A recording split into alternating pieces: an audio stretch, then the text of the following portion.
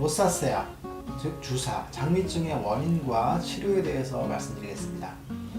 얼굴이 쉽게 붉어지다가 심해지면 여드름처럼 뭐가 나는 질환 중 흔하지만 초기 진단이 어렵고 치료 역시 매우 복잡한 질환이 로사세아, 즉 주사, 장미증이라고 하는 질환입니다.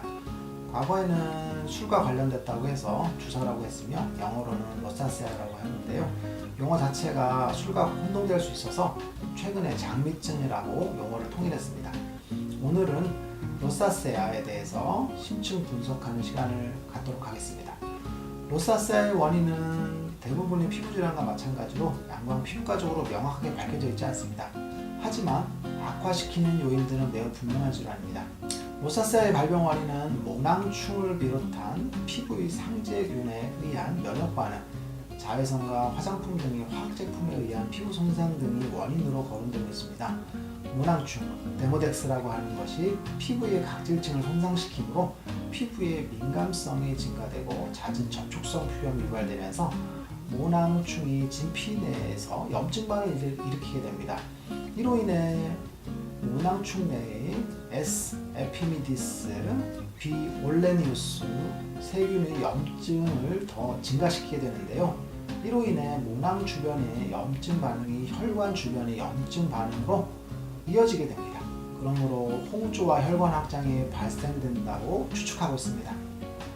요약해보면 모낭충이나 기타 피부의 자극 요인에 의해서 염증 반응이 표피와 모낭에서 발생하고 이것이 진피층을 거쳐서 혈관으로까지 이어지는 것입니다.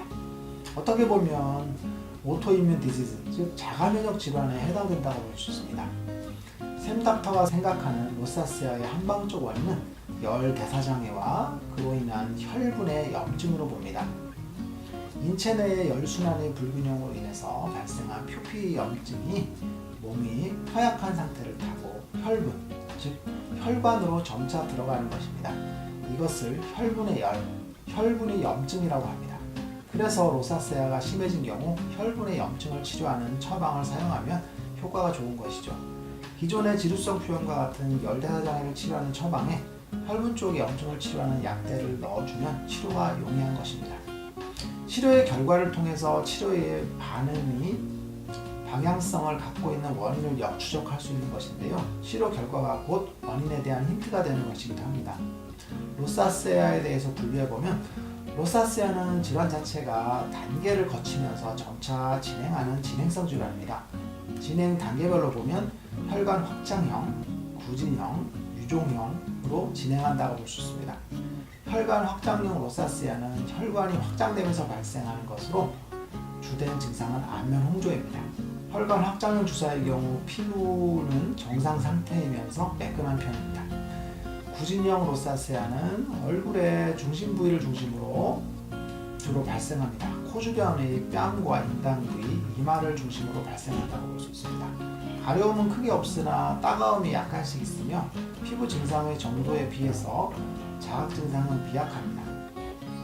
여드름과 비슷한 작은 구진, 농포가 발생하고 농은 없습니다. 피부가 매우 거칠어지고 각질이 많으며 건조할 수 있습니다. 그 다음 단계로는 유종형 주사라고 해서 보통 딸기코형 주사라고 하는데요. 피부가 비우되면서 코 주변의 피부가 우들우들하게 되며 이 외에도 피부 조직이 점차 부풀어 오르는 양상을 보입니다.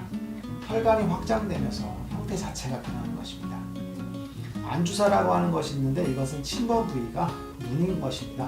안충혈이나 안구 건조, 결막염, 눈다래 크기 형태로 발생하는 로사세아라고 볼 수 있습니다.